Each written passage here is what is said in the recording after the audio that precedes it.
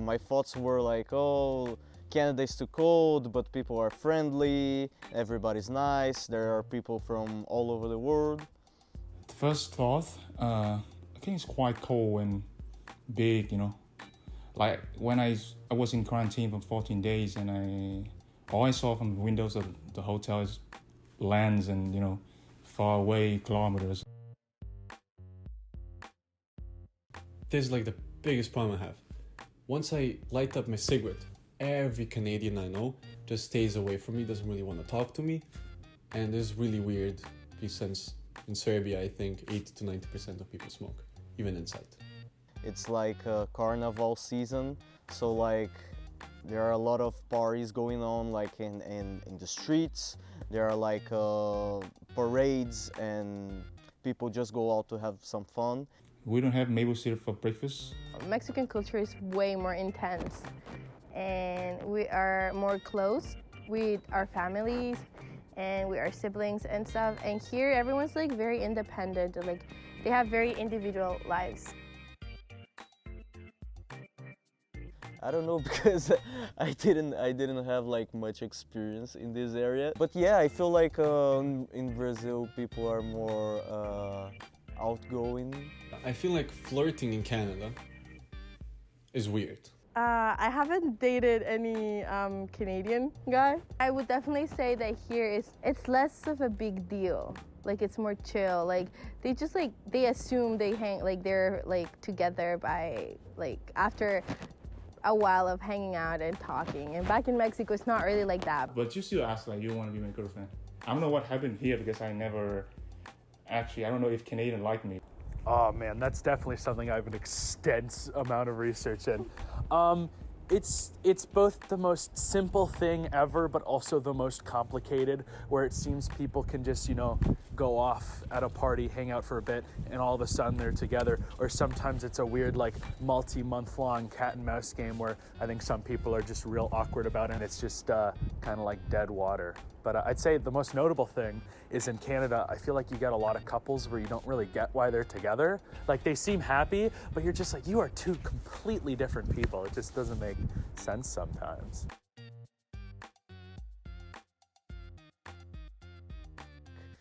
I used to eat my dinner like at night, like almost 11 p.m. When you guys are eating your dinner, I'm probably eating my lunch because I usually eat like around 5 or 5:30, like my first meal of the day. Well, I don't eat breakfast because I'm a film student. I don't have time for breakfast. I would just wake up and go to the studio. It's definitely weird. 5:30 dinner, that's my lunch at Serbia for sure. We ate at like 3 or 4, like all together, and then dinner was around 8 or 9. I love like a 5:30 to 6 dinner, because then, you know, you have your dinner, but then you got the rest of the night ahead of you. I think it's nice. I like a good early dinner. I find the coffee in there, it tastes kind of mild compared to what I have back home. I never actually had a coffee in Tim Hortons, but I know Tim Hortons, he's an ice hockey player, right? It's like very commercialized, I feel. But it's not that bad. And yeah, I do know what a double-double is. I think the only thing I know in Tim Hortons is a double-double. Every time I ask for a coffee, they just tell me, double-double? I say yes. I eat Tim Hortons. It's kind of like just like standard as a Canadian, you kind of just have to go have it. But ever since I got bought out by Burger King, it's been kind of garbage, but it's just so like classic that like it's second nature. It's just like everyone's like, yeah, I guess we'll go to Tim's.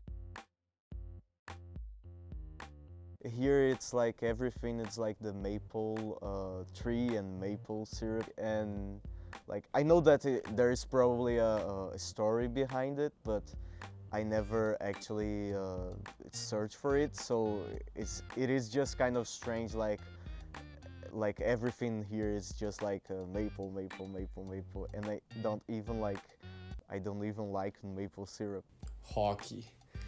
There's a lot of hockey going on, and baseball, and all these sports I never got the chance to play, and people are so in love with these sports. Their definition of dancing in a party is like very different of our definition of dancing. Give me a sec to think about that. because I have to think of what Canadian culture entails. Canada's culture is so just kind of normal that I can't really like, there's nothing bad about it because there's also nothing like, whoa, this is good. It's just like, yeah, it exists. No, I think like the thing that I most miss from my country, it's the food, like 100% sure, because I feel like I'm not eating very well here. I hate the food here. It's so much sugar, it's so much more fat than usual, more salty, and there's a lot of it, and it's very expensive. The only dish I've tried, like Canadian, has been poutine. But I would never, ever, ever dare to say it's better than Mexican food. For me, Mexican cuisine is the best there is, period. No, sorry. But I don't like, fried food, So they can fry chicken burgers or all those food very oily, salty. Take me a while to kind of adapt to the food in Canada. I like the food here because the food here is food from everywhere else done here. Like there's staple Canadian foods, but they're more gimmick foods. Especially when you're in Toronto though, is you kind of get the best of like all over the world. We got a lot of desserts. We got like beaver tails, which is just like a pastry with whatever you want on it. You can get like Nanaimo bars, those are from Vancouver, and it's just like this weird like multi-layer, almost like a cold brownie. That's Canadian. And then I guess maple syrup, that's our big thing. I love maple syrup. The housing and all the expenditures that I have probably in Brazil would be cheaper, but again, people win in 1 hour here what I would win like working a whole day in Brazil. So I think it's just like a balance. I don't know. I've been asking myself this question for 2 years. If it's worth it, I don't know. It's definitely not worth it to pay $15 for a meal. Where back in my country, if a meal costs $15, that's for the whole family. It's very, very expensive here. In Mexico, you could get like a very nice house for not even what we pay here. I would definitely say that what's worth it is that here it's 10 times more secure. And like you feel more freedom, like walking around and stuff. I think if I cook, it would be worth it, If I cook, I save tons of money. But if I eat outside, it's not worth it. It's very expensive. I think it's kind of trade-off because I live in a better place where the environment is cleaner, the air's clean. And Toronto sure is. You come to this city, you're going to be paying like millions of dollars for a home that was made 2 days ago out of styrofoam. If you get out of Toronto, I'd say it's almost entirely worth it. Toronto, it's a lot more of like a gamble of like, do you need to live in the city? If you do, I definitely can say it's worth it. That's weird. Milk in a bag is the weirdest thing, and I just realized, I just found out that's a thing 2 weeks ago. I was in my friend's house, and I opened the fridge, and I saw like a bag. I take the bag, some liquid inside. I'm like, what is this? It's just milk pouring over left to right.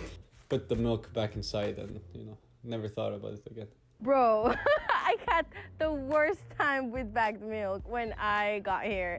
I swear for over a month, I thought in my house they didn't drink milk at all because I couldn't find milk anywhere. And no one told me about bagged milk until one day I found a bag that had like a white liquid on it. And I was like, what is this? And they told me it was milk. So it was very shocking. I don't like the fact that it's on a bag. what is that? I don't know. I saw it in No Thrill like many times, but I thought it's like how to say it, milk for babies, I love it. I don't know why we have it in a bag. I think it's the funniest thing ever. It's super inconvenient because the bag can break in the holder sometimes. I feel like it's constantly going bad and there's like no way of telling. I'll sometimes drink a whole glass of milk and I'm like, well, that was bad milk and I've already drinking the glass. And they're so fun to just play with.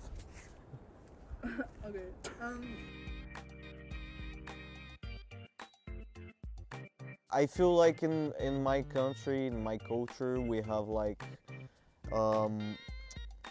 we are more open to like exchange with new people. I feel like maybe making friends and this kind of social cues, it's like easier, you know. The social cues are, what's the word? Non-existent. I cannot seem to connect deeply with another Canadian. They're very like nice and very polite, yes, but they don't really engage in conversation, you know? Like when you see your neighbors and stuff, they're just like, hi, have a good day. That's it. You never engage. And back in Mexico, I remember I can spend like half an hour talking to my neighbors just on groceries. Thank you is alright, but sorry, definitely a lot. Like almost every conversation you have to say sorry once, I guess. I guess we're polite to strangers, but I wouldn't say I'm polite to anyone I actually know.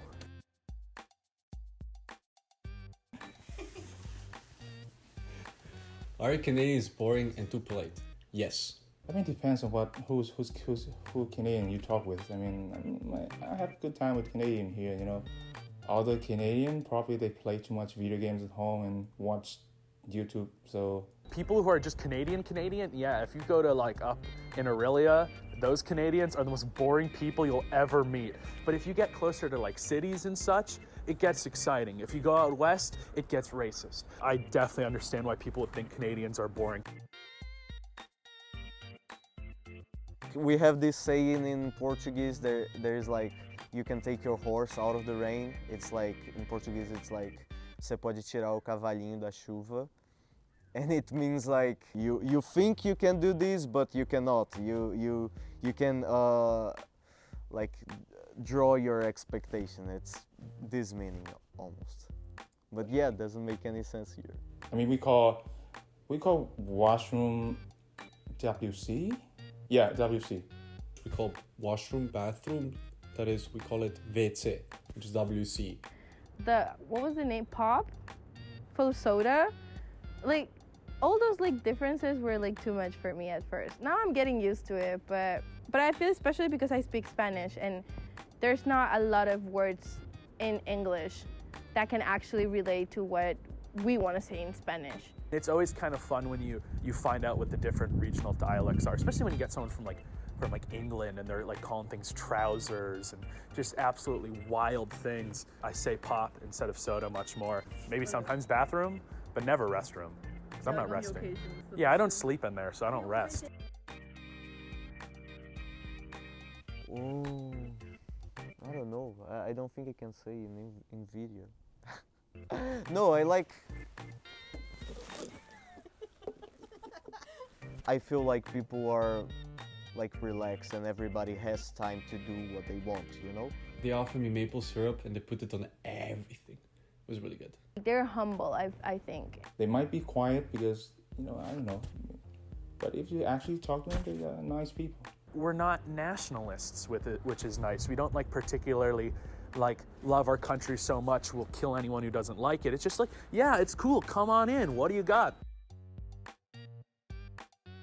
É isso, galera. Vamos pro Hexa. Brasil, campeão da Copa do Mundo 2022. No Catar. Brasil. Mladi smo i živi smo, a možemo da urimo najbolje što možemo. Like whenever we make a plan with someone in Mexico, we say hello. Xin chào mọi người, mình tên là Kiên. Chúc mọi người một ngày mới tốt lành. Toronto slang is the best because it makes no sense. My sister likes to say "nice your beak," which is slang for shut up. You go to Nova Scotia, you can't understand those people. Oh, calling down a Braxton's Row, you got free soap on a rope. You're like, what? This is Canada still? I've never seen this scene in Vietnam at all. That sofa looks so good. I mean, can we take for free? Yes. I was gonna say.